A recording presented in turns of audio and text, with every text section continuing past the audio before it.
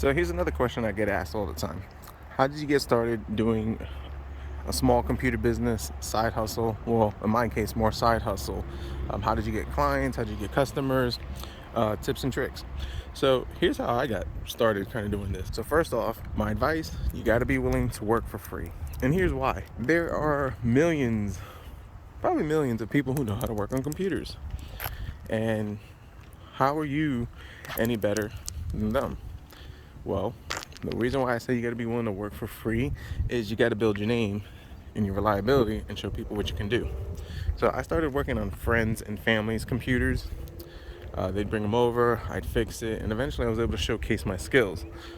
One of the biggest things that people always enjoyed about when I work on their computers was my turnaround time.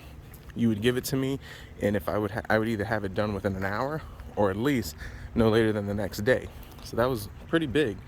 And because of that, I remember a friend referring me to his friends and family members saying, hey, this guy can fix your computer pretty fast and get it done. And that's how I did it. So by working for free, I was able to show that I was knowledgeable, competent, and I had a good turnaround time. Another thing that really helped was being competitive with my pricing. So what I would do is I would actually go to Best Buy, pretend to be a customer, and just kind of get an estimate or quote or ask how much they would charge to like install Windows and yada yada yada yada. So because I had like no overhead, I was able to like cut the prices literally in half, if not more.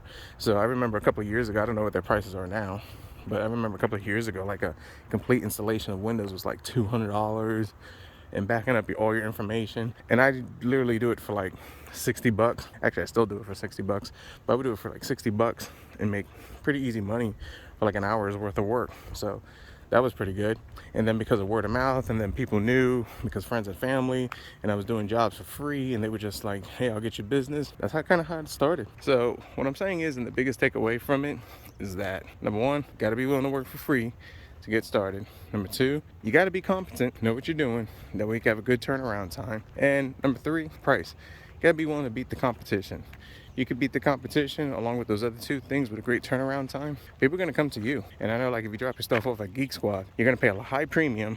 Plus, you're going to have to wait a couple of days. So, something to consider. So, hope this information helps.